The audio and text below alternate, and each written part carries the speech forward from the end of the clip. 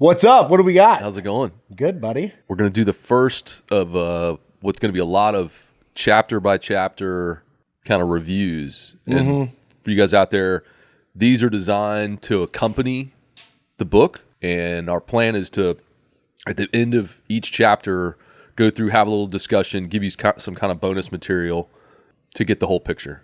And the reason why we're going to do this is we were listening to Goggins' book.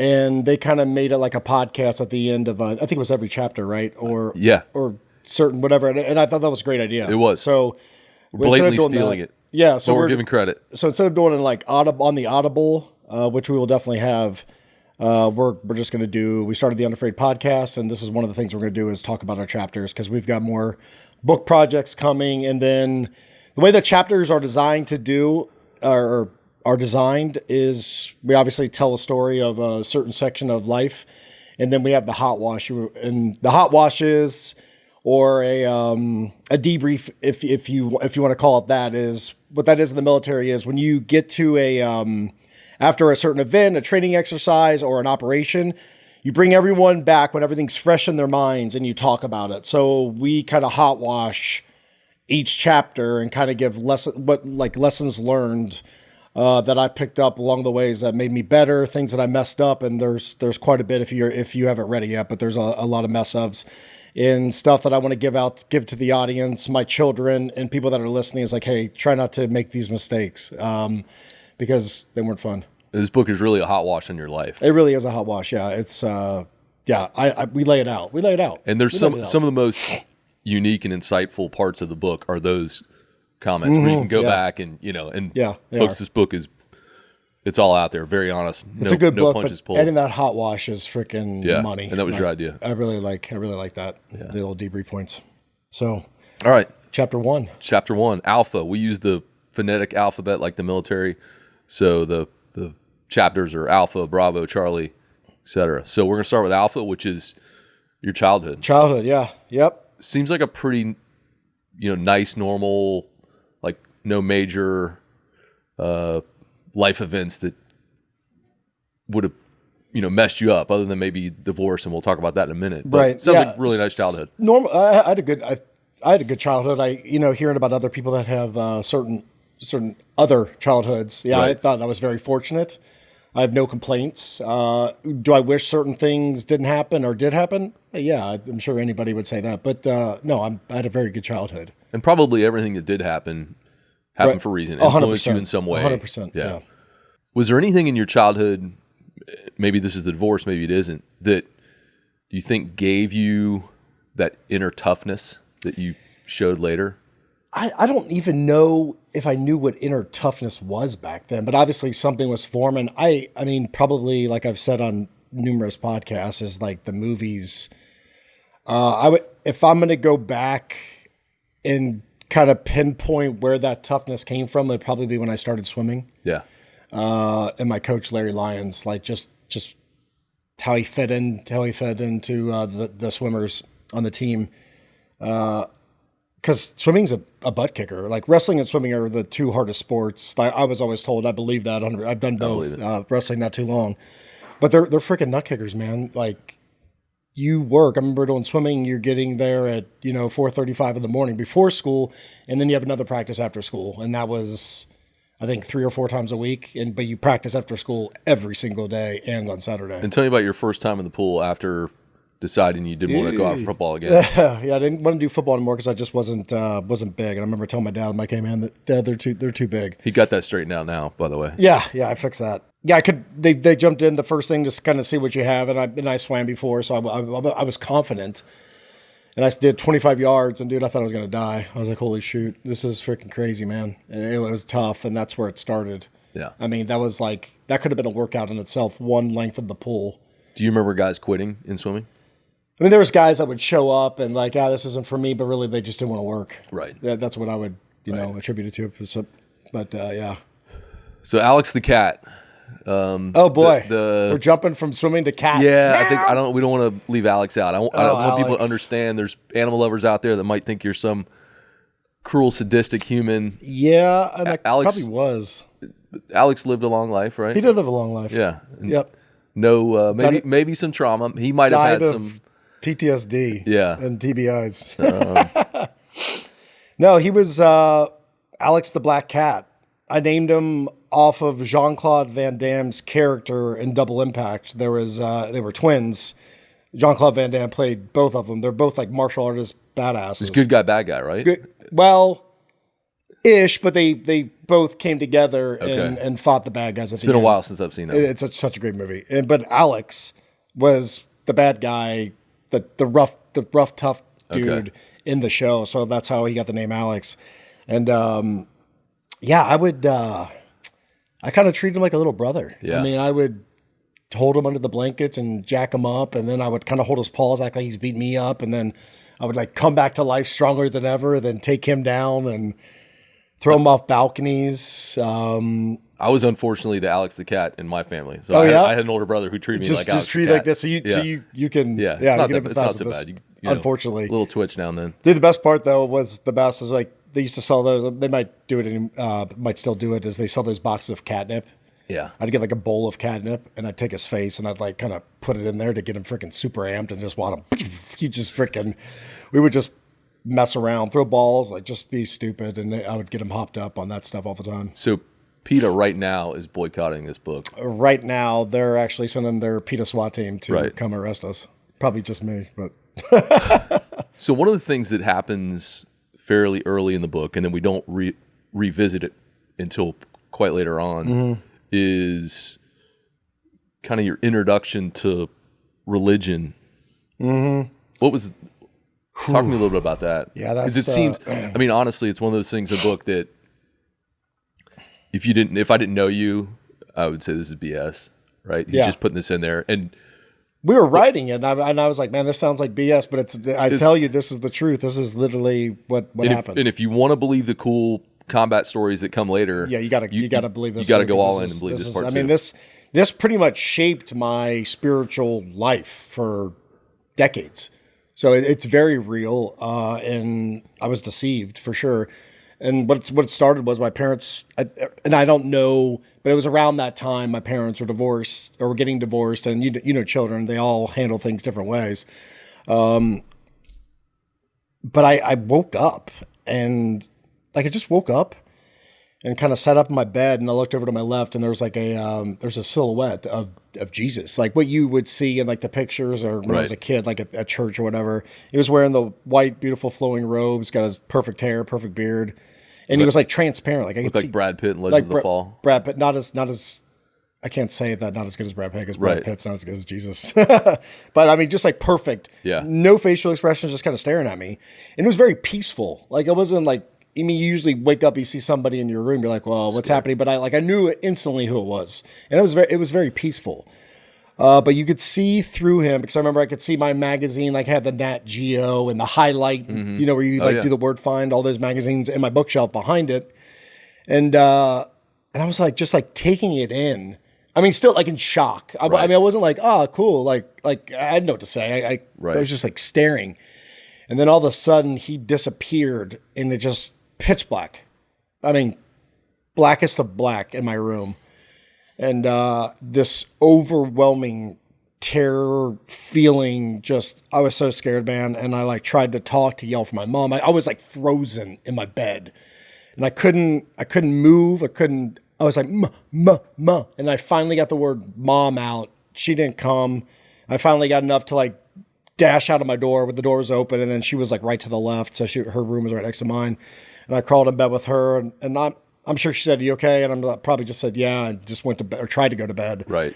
But yeah, that was like the initial, and I associated that with Jesus is bad. So because it scares you. It scared the crap out of me. But what was weird is like when he's there, in his like perfection, I wasn't scared at all. I was just frozen. Like it was a peaceful feeling. As soon as he went and the dark came over. Done, dude. Like done. And this sounds so weird. Like I'm speaking these words, and it sounds weird to me. And I experienced it. Right. And this is something I never talked about. I never talked about this to anyone ever. Never until I got a little older. Then we would, you have those Jesus talks, and I'd be like, "This is why I don't go to church. 'Cause I'm scared shitless of them." But now, obviously, like faith. I'm not going to say religion because I'm not a religious guy whatsoever, but the spiritual piece of it, I'm very spiritual. But that I attribute that to the devil, Satan, pulling the wool over my eyes. Like, hey, you're scared of him, and he deceived me, man. I went to, in the book, it talks about how I went and spent the night over at Forrest's house, and I didn't realize his dad was a pastor. And there was a picture of Jesus, and I called my mom, like, hey, come get me. I was that scared. Right. Like I was terrified, man. I would always have these little things, like all through high school. Like I would just be watching TV, and I would have this fleeting thought that Jesus is going to rush in, bust down the door, take me away from my mom. Not say a word, just literally pick me up because he ain't stopping him. Right. And you're just taking me away from my mom. What is that? Right. That's not from Christ. Right. Right. But it worked. Like I was, don't talk to me about religion. Don't talk to me about faith. Don't talk to me about Jesus. That was my stance all the way until I was probably 30, 31, 32. Right. That whole time. And you had some little experiences we'll get to later that in hindsight that were kind in of hindsight, I can see taps I on can the see shoulder. it. Yeah. Oh yeah. Taps on the shoulder or a freaking slap in the face. Right. Absolutely. Yeah. Big time. So your dad, great guy, great influence in your life, but you don't gloss over the fact that he was a little bit selfish at this point in his life. He was the way that I was before I found my faith. Yeah. Before, when I was in the teams operating, he was the same way. I have no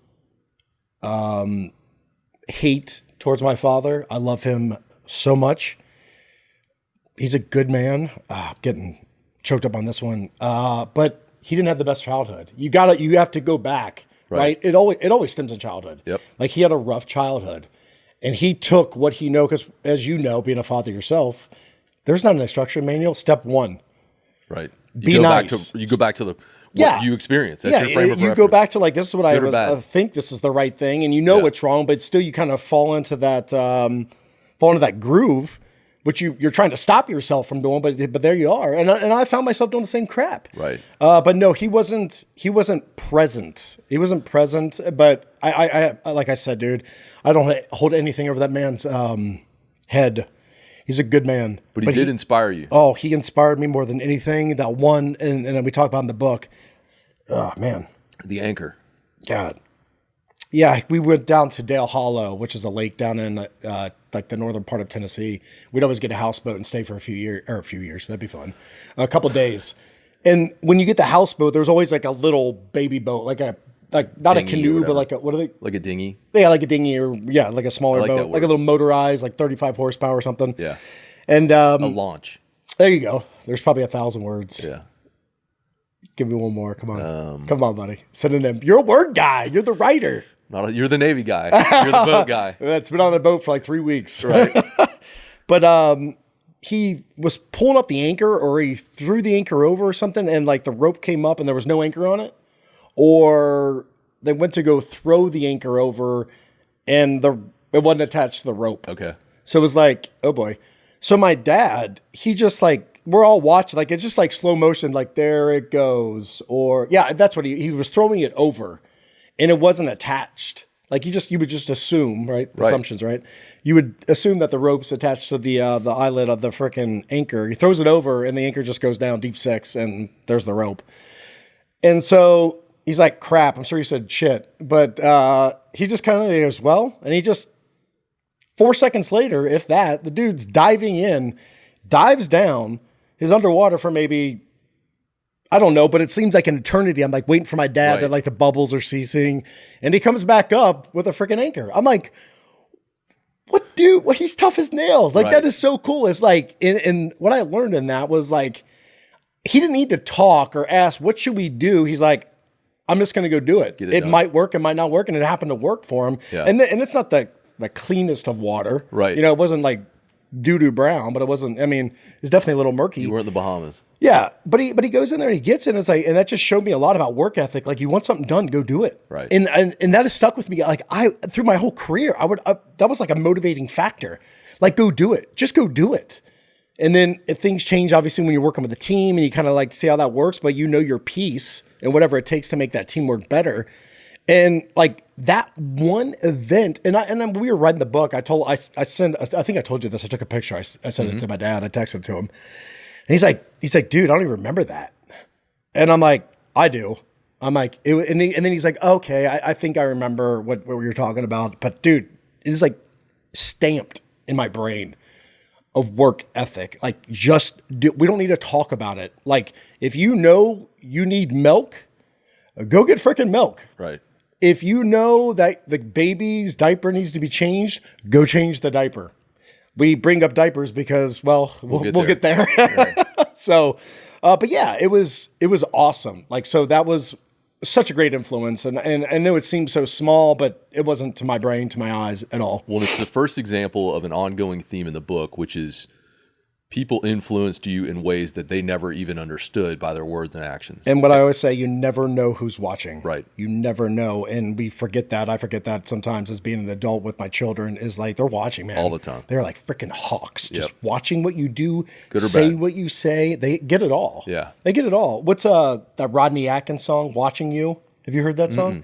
That's a good song to listen to. Okay. It's like the kid, like he says like a cuss word, like when they hit the brakes real hard. His McDonald's. Oh, yeah, no, I know this. You know what I'm talking about? Yeah. It's the same thing. They watch you. Like, where'd you learn to pray? I watched you, Daddy. Right. You know what I'm saying? Yep. It's like they do watch you, and we're in the busyness of life. We kind of forget that. I forget that quite a bit. I got to be reminded. My wife reminds me, like, hey, remember they're watching. I'm like, crap, I shouldn't have. Right. Just done that. But yeah, so your dad, and then there are others. Mentors are a big part of this book, and were a big part of your childhood. Talk about Mr. Murphy. Mr. Murphy, yeah, he was wow. He was my baseball coach, and his son, Little Murph, Mike. His also name was Mike Murphy.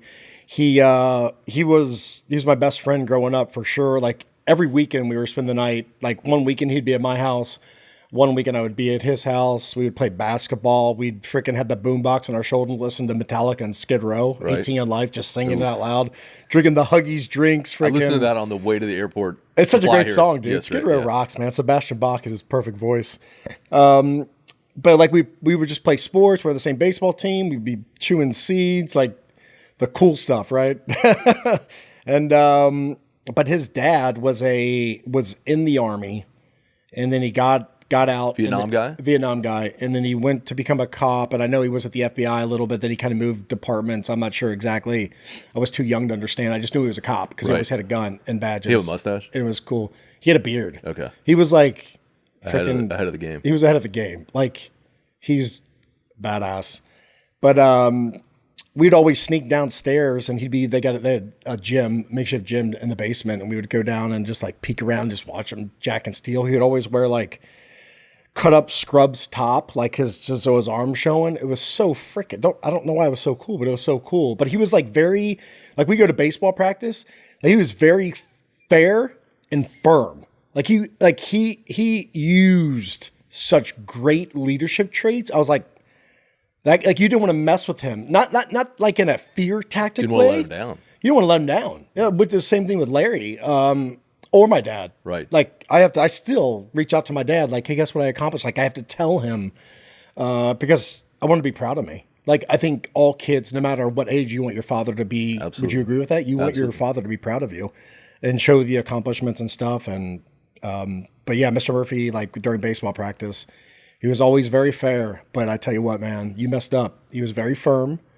And you would not do it again. You didn't have to wonder where you stood with him. Yeah. And then his son probably got the brood of everything. Like his son was definitely not, you're like, oh, he's the son. He gets treated so well. No, little Murph got freaking, he got the hammer, baby. Yeah, he got it and he knew it too. Yeah. We would always talk about, he's like, my dad is so hard on me. I was like, yeah, but he loves you, bud. Like, but he loved it too, man. Are you still in touch with little Murph? Yeah, every time I go back to Cincinnati, we always get a couple drinks. We always, he's got 2 girls now. He's married.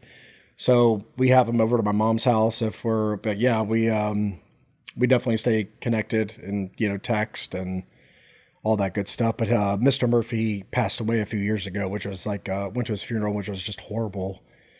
Little Murph was freaking smashed on that one. He was, the whole family was, because he was such a good influence. Like our old baseball team was there, and he coached football. Like all these like sports fanatic guys were there. Influenced so many people. He influenced so many people. I mean, just people that you know when you go to someone's funeral, if they're like speaking genuinely or like, hey, we have to do this because this is closure or whatever.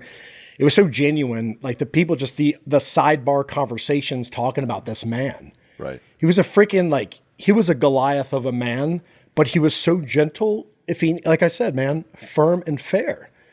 To my experience, from what I know of him, like he was an example of a man, a true man. What we should all aspire to be. Absolutely. Yeah. It was, and I still think about him all the time.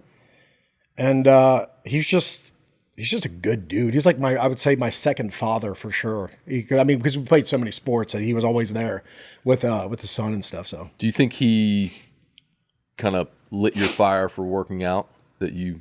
Oh, absolutely. Yeah. He was definitely one of them. Yeah. Want to be like him. Yeah. I want to be like him. I want to freaking work out. He was definitely one that I wanted to emulate. Like I want to be him. I want to jack steel. And it didn't start right away. Like when I started swimming, I was like, okay, lifting is kind of a big deal. I want to be stronger. Right. And it just kind of kept going. I think it started at 14. Got my first hernias and then started lifting correctly, trying to. So speaking of swimming, Larry Lyons, your coach, was another big mentor, big influence in your life. Huge. He had these little one-liners. Not very. I mean, he was an older man. I think he was high 50s, maybe low 60s. I think he was low 60s. And one thing that he would always say, and it's another thing. It's in the book, is take care of the small things, and the big things will take care of themselves. It's so true. It's good advice. It's like you save your pennies, you're saving your dollars. Right. It's just it continues. If I eat right on this meal and just consistent, my overall health is getting better. And you can just apply that for whatever it is. Writing a book, right? Yeah. If I just do one sentence at a time. That's what you told me. Yeah. If anybody can write a book. What'd you tell me? People, I can never write a book. I can never write a book. Can you write a sentence? Can you write a paragraph? Can you write a page? Then just there it is, right small there. Bites. Perfect. Small bites. That's another thing, dude. Like totally kind of jump in here, but I think a lot of people when they get to like a certain situation or I want to be better, or a certain goal, they kind of look at the bird's eye view of the whole thing, which is good. It's good to have your outline, right? You got an outline of a book before you start, right? Or then you do your rough draft. And but they focus and they get overwhelmed and they're like, I can't do this, but you're not responsible for all this. Right. You're just getting the situational awareness of all this. You're responsible for step one. You're responsible for that first step. You're responsible for that first word. After that first word, you got your sentence. Yep. Then your paragraph, right? Then your page. If you want to get in shape, don't go do CrossFit. Go for a walk. Go for do what you can do. Exactly. Do step one. And people miss that out. The very most basic concept is like it's one step. Right. That's it. And I preach that all the time because you see it all the time. It's like, oh, I can't do that. Like anyone says that, it's like, why? Like I just want to be like, why can't you do that? Oh, because of this. Because oh, really? Are you responsible for all these things that you just named, or are you just responsible for this right here? Yeah. And if you would have had that. There's a reason why the kind of peak of your military career, they don't just take guys off the street and run them through selection for that. Right. There's a build-up process. 100%. Yeah, you got to go to boot camp. Tough one. Yep. But nonetheless, it's steps. Yep. You got to go to boot camp before you go to Buds. Buds is 6 months. It's not one day. You don't have to bite it all at once. And you just got to. And sometimes during that 6 months, you're like, if I can just make it through this day. And sometimes it gets so bad, you're like, if I could just do this hour. Right. Okay. And then sometimes it's so bad where you're like, 1 minute just passed. I'm now closer. And then sometimes it's seconds. Right. So it's just, you just got to take that little bite, man. A little bite, like what you just said. That's the way it is. I mean, that's life, buddy. Yeah, absolutely. You know that. When Coach Lyons passed away, was that your first real kind of traumatic moment in your life? I was really close with my mom's mom, my grandmother. I was close with a lot of my grandparents. My mom's mom, like she passed away a few years. I was definitely too young to really grasp what that meant, but I would always go to her house after school. She watched me before my mom would get home from work or whatever, and so I was really close to her. But being at an older age and understanding, and there's that emotional tie and what all the stuff they fed into me. Yeah, it was a very hard one. It was hard enough where I was so into swimming, like I lived, breathed, ate swimming. Everything was swimming. everything was swimming. And he died. I went to my next practice after he passed. Like it was back, I think it was like a Monday. Got a new coach. I think his name was John Davey. Good coach from what I understand. My heart was gone. It wasn't your coach. It wasn't my coach. My heart was gone and I couldn't shake it. I remember I did a couple laps and I was just like, I was doing my 500 warm up and I just couldn't stop thinking. I'm like, I don't want to be here. I don't want to be here. And I got out and then the new coach would talk to me. He's like, hey, you good? I was like, man, I'm just not into it. He's like, well, just, try to go through today. And I don't even know if I made it through the practice. I was like, I was checked out. I was done. I told my mom. And I think when my mom and I went back the next day and he tried to, I guess she wanted him to try to persuade me. Right. It just wasn't, it wasn't in my heart. And that's why, the UNAFRAID logo, you got half heart, half mind. If those aren't into whatever you're doing, you're not living to your potential. And right. I just, and I understood that at that age, which is people still don't get that. You know what I mean? Absolutely. They're going through the process. They're going through mundane jobs that they don't even give a shit about. And I feel bad for them. I understand you have to make ends meet. I understand. I've been there. I get it. But they should still be working and striving to do that passion. Aspire to do something you're exactly, because it's not work anymore. Right. It's fun. It's beauty. It's a great thing. So yeah, I didn't quit my job and start writing books. Right. Yeah, you just started on the side, and look what you now. You've got a few books already out. One's being made a motion picture, and now this bad boy. Right. And we're doing another one. This one's probably gonna be 5 movies. Good. Yeah. Yeah. It's he was very close. Just my heart wasn't anymore. So I stopped and I knew I was going to do the military. Mm-hmm. I knew that back when I was, we went to Dale Hollow all the time. I would be put on cami paint, running through the woods, swimming under the boat, trying to scare people, trying to sneak up the side of the houseboat and grab somebody's leg. Just oh, I did it. You know what I mean? So that was my childhood. Schwarzenegger and Commando. Oh yeah. Yeah. Oh yeah. So good. And we're the same age. So we had all the same influences. I did all the same stupid stuff. So the Contra, talking about the Contra, up, down, left, right, BA select start. Select start if it's 2-player. Yep. Yeah.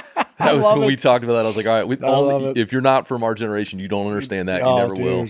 Contra is the bomb. Yeah, that was, and which I thought about this just a couple days ago. My kids were talking about friends of theirs that they watch other people play video games instead of playing video games. I'm like, could you imagine? My son does that. If I sat you down in 1991 or whatever and said, hey, you're not going to play Contra. You're going to watch a video of someone you don't know playing Contra. You would laugh. I would say, I'm going to the woods. Right. Goodbye. Or I want to play Contra. Yeah. I'm like, no, give me the controller. Yeah. I'm not watching somebody play. And for those of you who don't know, the code that we talk about, it gives you what, 99 lives? 30. 30 lives. So you get 3 lives. Right. But you get 30 lives if you put in that code as soon as the game's booting up, I think it is. Right. But you're a true Contra player if you can go from the very first level to the last level without dying. Lives. Did you ever? Oh, without dying. Without dying. Oh, wow. Did you ever do it? I've done it a couple times. Really? Yeah. Wow. My mom would never let me play. I was a weekend warrior. Right. I got to play Saturday and Sunday mornings. She'd give me a couple hours. Sometimes she'd forget about me and I'd be in there for 4 or 5 hours, but she'd have to yank me off. And then I would just go outside. That was a good one. Mike Tyson's Punch-Out was awesome. That was a good one. Don Flamingo. Yeah. Soda Popinski. To this day, if I see people of certain body types, I relate them oh, that guy looks like Soda Popinski. Was it King Hippo? King Hippo, yeah. Bald Bull. Yep. Bald Bull's a tough one. You had to hit him in his belly. Right at the right time. Yep. Yeah. Yep. Because he's from Turkey. Yeah. Which is funny because Oz was from Turkey. I put those two together. How random that Oz moved from Turkey to Anderson Township, Ohio. It's crazy. It's crazy. I remember that, we discussed in the book. Again, guys, what we're talking about is a lot of it's in the book, but some of it's not. Right. I was like, I hope they have a boy my age. I hope that so I can, more kids to play with. And sure enough, there he is. And I'm like, oh, he looks different. Right. Because it's mostly a white neighborhood. Sure. And I was it anybody give him any crap, or was he? I would have to ask him that. Yeah, I'm sure. Right. I'm sure. Kids are mean. But kids are jerks. But I never did. I was like, cool, man, new kid my age, and freaking we did that. He beat you to race, so you automatically. I had so much respect for him. He was a phenomenal soccer player, super fast. He loved soccer. We'd play football, basketball. We threw spears in each other's Really legs. good spear thrower. He's a good spear thrower. He hits his target. And so, yeah, it was just awesome that he moved in. And then, like, because I had him, I had another kid, Greg, and then another really good friend, Chad, who lived all within there. We'd always play. And then we had another guy, Tony, Dirk, Mac. Like, we had a good group of kids. Like, there was a lot of kids to play with. Those are the days where you came home and the street lights came on. There was no... Yeah. It was awesome. Everyone was always outside. Did you... I remember in my neighborhood, I moved when I was 10. Mm-hmm. And these guys played a lot of sports. They played whatever, but they hadn't really played Army that much. And I had basically the whole neighborhood in camo, face paint. Why is it Army? Why we got to play Army? Well, that's just... I know.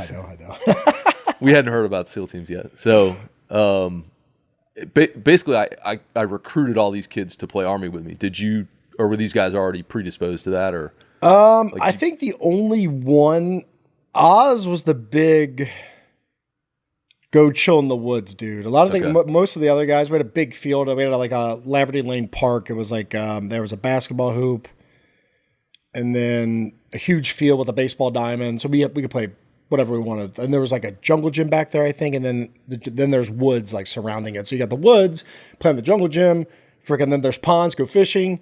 So we did that. But I think Oz and I were the big, like, let's go in the woods. Let's sharpen sticks, make spears, go kill snakes, walk down to the Ohio River, which is like a few miles. Like you never think about crap. We got to walk back and it's uphill.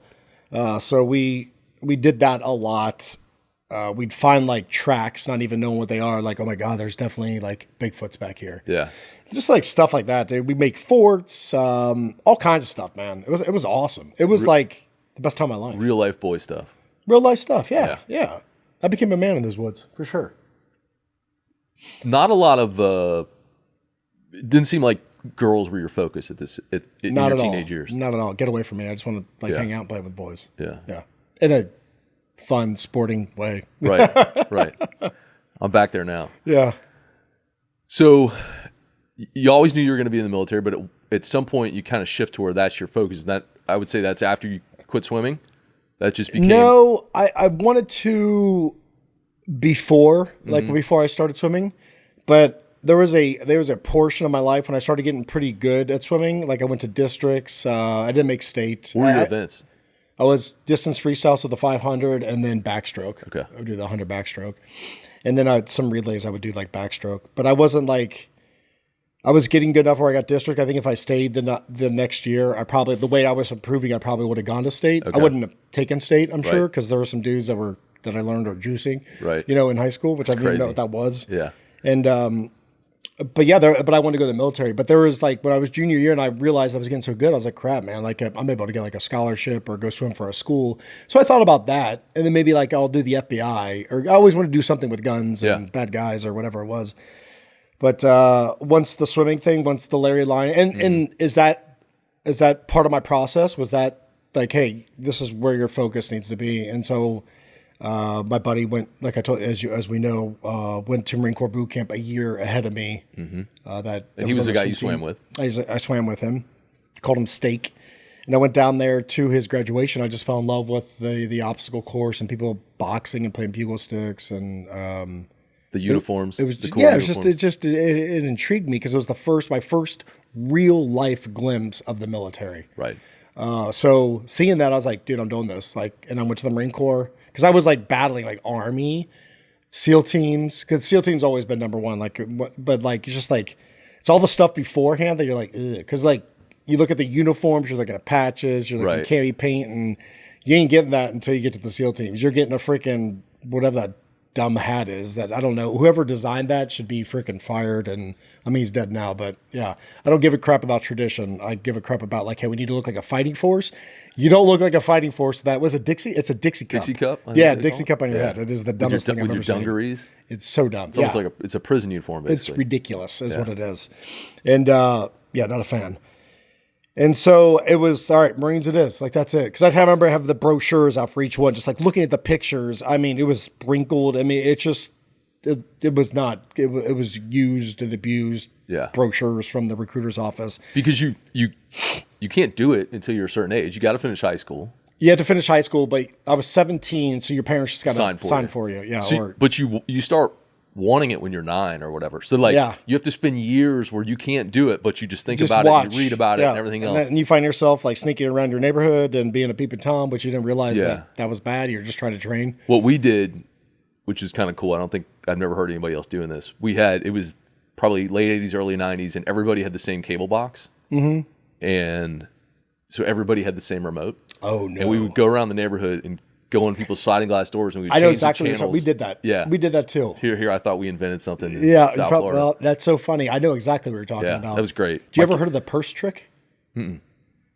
You would take like your mom's old purse or whatever, and you would get the fake money. You know, you'd always buy like at the convenience stores, and you put a little bit, like kind of like tape it in there or glue it, so a little bit's out, and you would put it in the middle of a street, and it would be attached to fishing line.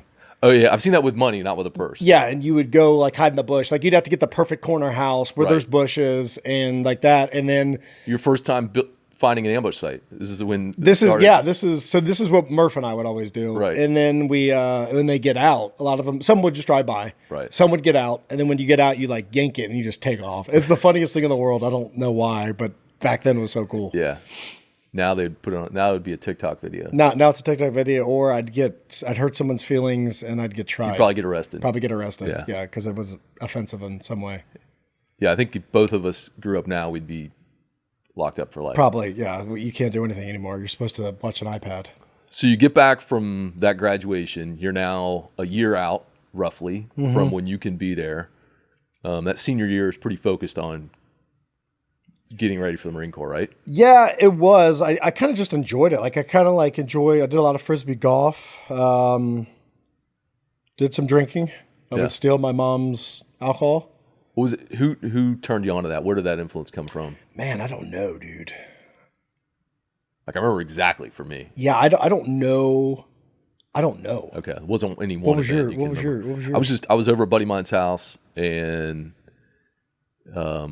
awesome. He had his parents were divorced. His mom was awesome, but she wasn't there that night or gone out to dinner or whatever. And he had a high school age sister who was kind of watching us, who was super cool. Total an enabler. She'd like leave high school parties and bring beers and hide them for us outside. And but she had some of her friends over one night, and I think we started, maybe we drank some beer and then we drank rum, whatever. And of course, I was like, I think it was like 8th, 9th grade, because he moved away in high school. This is like 8th grade. I'm sick as a dog, hammered off one beer. So I remember that vividly. I don't remember. I remember I couldn't drink beer. I couldn't stomach it. I would my drink that I would come up, I would take a bottle of vodka, I'd down it, and then I would chase it with a 2-liter Mountain Dew. That's so healthy. It's ridiculous. It's so dumb. But it's the only thing I could like handle to get my buzz or get drunk. And then got to a point where I would bong. I would take the diluted vodka, which is 42 proof. Mm-hmm. I would fill up the bong, the bongs. Yeah, the beer, it's a funnel with a funnel tube with a on clear it. tube. I would do that, and I'd put like a glass of orange juice in it for vitamin C. And I would do that. So I would do that one, and probably about 10, 15 minutes later, like, oh boy. And then of course there was always, I could do 2 a night, and I'd be okay if I did any more. I would be hurling. So dumb. It's so dumb. So dumb. Like what was enjoyable about that? Nothing. Because I was the only guy doing that. Everyone else was doing beers. I'm doing freaking diluted vodka. Right. So other than that night, I realized pretty quickly I didn't like beer. I couldn't stomach the bubbles and everything. And that changed in college because I basically got one of those kind of initiation rituals, and it forced you to drink a lot of beer, and I just had to suck it down to get it done. And by the end of it, I was like, all right, this isn't so bad. Right. But for years, I didn't drink beer. Right. And I would show up at a high school party, and I grew up in Stuart, Florida, which is on the southeast coast of the state. It was like small town USA, Friday Night Lights kind of place. And we would party at the beach. So it'd be like the parking lot of the public beach. And everybody's drinking beers, or I'd show up with a backpack, and I had a fifth of Captain Morgan, a 2-liter of Coke, some ice in like a little cooler. I'd have a knife and a lime. I had this whole like So kit. you were the man. You were like MacGyver. I was just a dork who couldn't drink beer. That's so awesome. But I couldn't drink beer either. Yeah. I couldn't do it. That's funny. That's why we drive. Yeah. I drink beer now. Yeah, I drink beer now too. But I don't funnel it. I don't. Yeah, I don't do do not that stupid abuse. shit. A couple beers. And I'm good after a couple. Dude, I remember being after Buds, we'd go to SQT and we'd go to training sites and we'd have a couple beers. And my buddies, it was their mission to get me to like beer. Right. So like on one night, I'd be like, all right, you're just responsible to drink a half a beer. So I would like drink half a beer, and then like the next night, okay, let's try to drink a whole beer. I would drink a whole beer. And I was just like, I was like burping. I'm like, this is not fun for me. It's not fun. And I finally like started liking Miller Lite and then Coors Light. And then I'm like, okay, beers. And then my mom turns me on to Blue Moon, which are freaking delicious with an orange. But yeah, like I can definitely do beer now. Yeah. But like on hot days, like there's certain times, other than that, it's red wine all the time. And I'm not hard liquor. A lot of the beers, like IPAs and stuff, people drink. Yeah, I can drink that stuff. I don't like it. Yeah, I'm good. It's like drinking the bag off the lawnmower. In my opinion. That's exactly what it is. That's horrible. Have you ever eaten that on a lawnmower? No, that was the Stephen King book, The Lawnmower Man. That they made into a movie. That's freaking old school. The book was totally different. The book, it was actually a dude who chewed up the grass, and then he started eating people, and it was crazy. That's the one with the weird title, like he was in that like. Yeah, they made it into some futuristic like computer kind of thing, but the book was not that way at all. Yeah, I remember that. But I digress. Bring back the old school stuff. Man.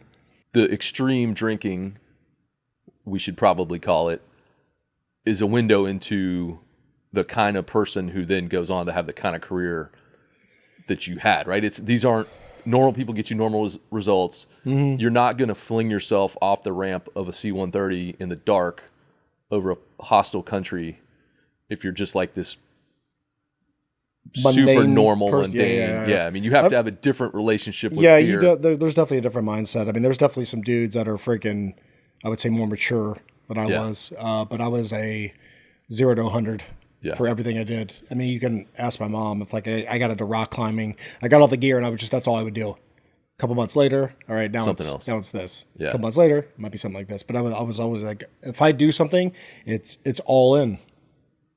That's where that came from. It's all in. EddiePenny.com. It's like you're all in. That's the only way it works. It really is. If you want to accomplish what you want to accomplish, you got to be all in.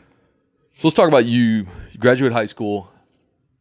When do you leave for Parris Island? Just a couple days after that, or no? I enjoyed my summer. Okay. So I did that. I left August. I think it was like August 23rd, 1996. In August. In Parris Island, South Carolina. Great, gorgeous weather. 99% humidity, 100 degrees. It was amazing.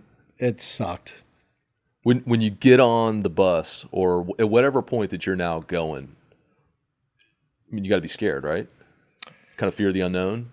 Kind of excited. Right. But I'm also scared because it's the first time that I'm leaving my family. Right. And my where I grew up. For the first time for that long. So it was definitely awkward. And you're not going from your little hometown to a summer camp or some nice I'm going to the worst boot camp. A place where people are going 13 weeks of freaking, this sucks. Yeah. So it was, I mean, but and you can see this with things that you've tried or done. After a couple weeks, you kind of just get into the routine and it's really not. Humans are very adaptive. Yeah, we are. But we're pretty awesome. Yeah. We're pretty awesome as you know. But yeah, it was yeah. What I thought was interesting was that you didn't really make friends in boot camp. You don't talk to anybody. It wasn't that time. I think I knew the dude to my left and the dude to my right's name, and maybe a couple other ones that were like squad leaders or carried the flag, or I don't know, or like the fast guy. Right. That's all you know. That's all. Yeah, you don't really talk about feelings or anything. In the next chapter, we're going to get to the real kind of turning point that happened in your life that happened at Parris Island. When I became a man. Yeah, that's a good story. We'll close with how'd you spend your 18th birthday? Very quietly. You're going. It was in Marine Corps boot camp, and I didn't tell anyone. Obviously, you don't want anybody to know. You never want to be singled out for anything, I was waiting for them to come and beat me in like the sand pit or something like that. But I remember just laying there at night thinking, wow. Because 18th birthday is a big deal. Absolutely. You're an adult. Not that I really think that's a good age to be an adult. I don't know who says that or who made that up. I mean, it's like 32. Yeah. Still waiting for it. Right. And I was just laying there. I was like, well, never thought my birthday would be in this rack, looking up at another rack, a guy right above me. And no, my family's nowhere around me. No presents, no birthday cake, no candles, no singing, no laughing, just trying to be not found out that it's my birthday. It was, it's kind of crazy. Yeah. I mean, it's a lot to think about, you just, because you don't associate that with birthdays. Right. Right. Yeah. There are no balloons. There's no balloons. No clown came to your There's just like, I really should go to sleep because tomorrow's another day of freaking brutality. Right. Well, awesome. Well, that's chapter alpha. It's chapter basically alpha. from birth to 18th birthday, pretty much. Yep. So gives us a good foundation for the rest of your life. And it's interesting. We didn't sit down and say, okay, what are we going to talk about that's going to reverberate later? No, this is just what happened. And they put those themes carry forward, the mentors, the mentors, the hard work. I think the biggest thing was done. like, take care of the small things. The big things will take care of themselves, and you never know who's watching you. Yeah. And how important it is to be that guy or girl that like people look up to and be like, I want to be like them. You might not have all the qualities, but you have some qualities, and that's what we should be like all striving to be. And sounds like your mom did an awesome job. My mom did an awesome job. I love that woman. She's awesome. She gets on my nerves sometimes. Of course, but she's tough as nails. When you later found out how tough it was to be a single parent, we'll get to that obviously. Yeah. So you probably even, when you're a kid, you don't necessarily appreciate what your parents do for you. Of course. But now I appreciate really get it. everything. Yeah. She got up, she went to work, and she took care of you. She did everything. She did everything. All my sports. She never said we can't do this because I don't want to. I never had to. No. Selfless. She made sure she put me first, and it was really cool. Awesome. Well, that's it for this chapter. We'll see you guys again next week. Awesome, guys. Take it easy.